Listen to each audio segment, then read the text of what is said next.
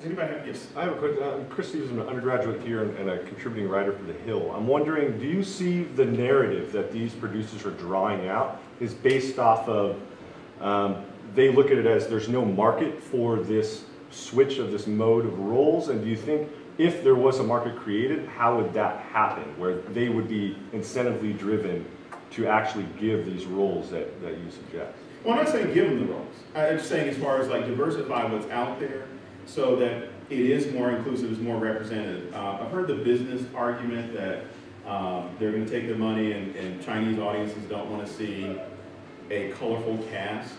But the movies that go over there, of course Star Wars has its own franchise, but they've done that. Avatar was blue people through the whole movie. So we can talk about sci-fi, we can talk about fantasy films. We can definitely be more authentic what's going on there. Now that would be getting into the business side, which my idea is just getting into, or at least analyzing what's there, trying to change some things, or at least be more inclusive. There are going to be people who are going to be resistant. I guess what I'm asking is, as a writer, how do I incentivize a producer to listen to me and what I have to say if it was regarding this issue? Okay.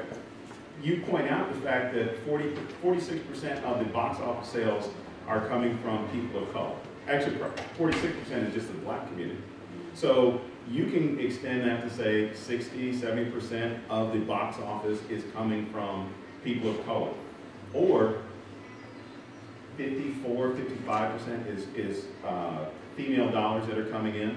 So to pull it as far as the money, you can point that out and say, look, we need to offer them something different, and then point out movies like Gods of Egypt and say, look, you didn't diversify the cast, and it flopped.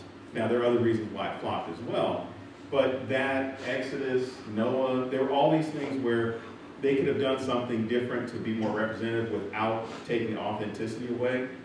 I think it's possible. Straight Outta Compton, as much as it's more about the music than anything else, you're getting a story about the band that hadn't been fully told. It actually started to change people's concept and preconceived notions about what gangster rap was in the 90s. Still heavily misogynistic and based on violence, but it was an issue where they weren't just singing about it. These were things that were actually taking place, as opposed to whatever. I don't even listen to rap today. Thank you. I still listen to old school. Yeah, that was great. I appreciate it. Any other questions or comments? Yes. I have a question just in terms of the classroom teaching intersectionality. How do you guys deal with the what I'm calling the yeah but student? You know, in other words, that we're in a generation of post-racial, post-feminist students who think that they're past it and that it's gotten better, and they like to consider themselves proud because their generation has done so much. And when you point out these things, they resist. And this is across the board. I've had black male students resist conversations because it's just like, yeah, but we've gotten better. And so... Well, the thing is, a lot of people, when we talk about racism or sexism in franchise, we look at the violence as being one of those things of like, well, people aren't getting sprayed with water hoses and beaten over the head for walking on the sidewalk and not getting off the sidewalk when somebody else was walking down. You point out other issues that are coming up, like Alabama closing their DMV offices, or changing the voting laws, but closing DMV offices in more of the poor and black areas, so that it makes it harder for them to vote, which takes away their political power, which then pushes people with certain ideologies into political power. So you have to bring up the issues that aren't always hitting them over the head. It could be something as simple as, here, you guys are going to get some more taste of the book. Last year I went to a screening for Selma. So for me, I'm going to the movie and in the history of it. I've lived in Georgia for a while. I know the story of MLK and his trips to Mississippi, to Alabama, and everything that's going on. So I'm like, nothing in this movie is going to be a surprise to me. What was a surprise was 1 minute before the film was supposed to start, I'm in the row with all the press and everybody's reviewing the film. And because all the press people know the seats are going to be saved for them until 7, they don't show up till like 7. Sometimes they show up late. So it's all roped off, and this older woman and I'm saying she's from Scottsdale because it was in Scottsdale. This older, more affluent woman came in, and started accosting the film representative saying, there's nowhere to sit. So for our area where there are VIPs, there were 2 seats next to me, and I'm sitting there thinking to myself, like, well, we got this. If it becomes an issue, my friend's not coming, I guess I can offer him a seat. But I was just thinking, don't make any eye contact, because she's just making a scene. Just keep write your notes, just do your notes, do your notes. And then she keeps going, berating the guy. I'm so embarrassed. I can't believe that we would show up. There aren't seats for us. What is this over here? It's like, that's VIP, man. That's just for people who are press or special guests. I'm thinking, keep taking notes. Don't look up. Don't involve yourself, because if you do, something's going to happen. And then she says, well, why does he get to sit here? I'm like, please don't be talking about me. I don't want to look up at all. And then she gets down, excuse me. Yes. Why do you get to sit here? What makes you so special? And I'm thinking, oh, okay. Then I, in that quick millisecond, I was like, I can be a smart ass or I can be humorous about it, which sometimes it's both. So I just smart ass. Yeah. So I just told her, and I was like, ma'am, you know what makes me special? I said, well, I'm a disabled dad. I was like, all right, she's gonna feel bad about that. I'm a disabled dad, I'm a university professor, I have type O positive blood. That puts me in this one category where I'm really special. There can't be that many. I said, but if you want, my friend's not coming to the film tonight, so you and your friend, you can sit here. Didn't say thank you. Stepped over me, went to a gentleman 2 seats over. Excuse me, are these seats taken? He gets up. He's like, oh yeah, you can sit here. He gets up, moves the seat over, so now they can both sit there. And then proceeds to engage in conversation. Oh, what are you doing here? Reviewing the film. Oh, that's so interesting. I'm sorry, I did include one in my smart ass answer. I said, well, I am here to review the movie, that's why I'm sitting here. But then she starts engaging him in conversation. Oh, that's so interesting. That's so nice. How'd you get to do that? I'm thinking to myself, I just told you the same thing. Why did you do that? So it's not always those things of, again, fire hoses, people's houses being torched, bombed, things like that. Sometimes it's something as simple as, and not saying she was racist in it, but she was definitely ignorant in that space. There are times where, and I do this to piss people off, I'll take my child out because my wife is Mexican, I'm mixed heritage myself, and I'll take my 5 shades lighter daughter out with me. And my wife didn't know what I was doing at first. I was like, I'm doing a social experiment. So I would go to the mall and I would just count the people who looked and say, oh, such a cute baby, oh, so nice. And then I would count the people who would, oh, such a cute. Damn miscegenation. So it's one of those things I look at, I'm like, well, how far have we gone? And I would do that test. I'm like, okay, well, let's see. And then my friends, white and Jewish, they took my child yesterday while we were at a presentation. They never had anybody look at them with a kid or anything. They assumed that it was their kid.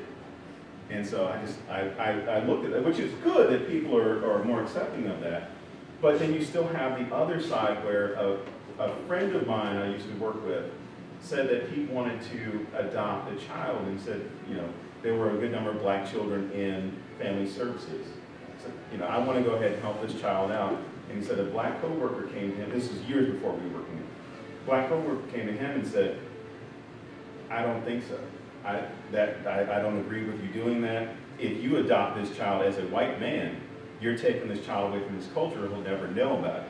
So you have issues of ignorance and bigotry that can go any number of ways, to where it's not us sitting there, yelling at each other at a political rally or protest, or what happened yesterday in Anaheim where the Klan was marching down and they got into a brawl with people.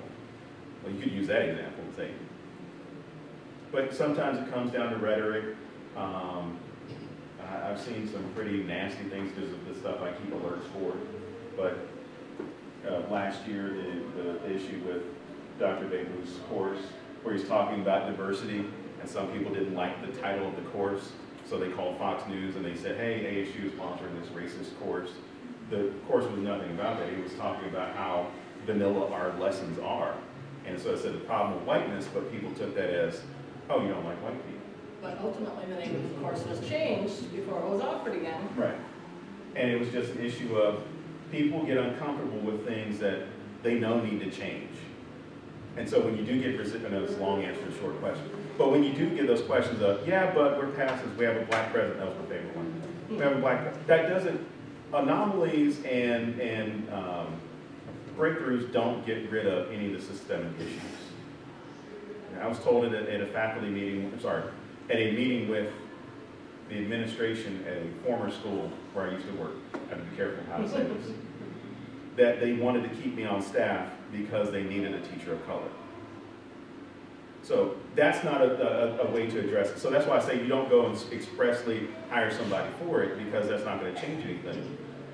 But pointing it out and saying, hey, we need a teacher of color because you're so good with the black and brown kids makes it even worse. It's showing that you've got people who aren't even trying to attempt to make any corrections or talk about it. Because anyone else in here, we can talk about these issues. Because if I go to my black friends, all three of them, if I go to my black friends and we have a discussion on race, we're not discussing that issue of race with white, black, Jewish, Latino, Asian, to where we're getting everybody's experience, and then we can go ahead and start dismantling some of these problems. Now, your experience as a woman, completely different than mine as a man, but if I'm talking to you about sexism and about women's health issues, I don't have a leg to stand on. But if you and I are having a conversation and you point out some things, I'm going to learn something. And that's the best part of the conversation is, if you listen, you'll learn something. Can I pick you up back up from that? I just want to say, I think, and you just walked right into what I wanted to say, the important thing for us to do in the classroom, but also with our friends, with our family members, is to push people a little bit beyond their comfort zone. In language, we talk about that as like I+1. You want language learners to be challenged a little bit, but not so overwhelmed that they're going to run away. And I think that's really how change happens. You push people just a little bit beyond their comfort zone, and change starts to happen. And then you come back later and you push just a little farther. And obviously, these things don't change fast, or we wouldn't be having this talk. It would be a history lesson as opposed to.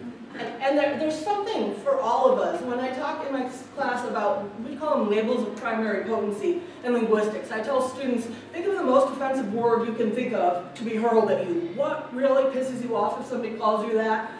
Everybody comes up with one.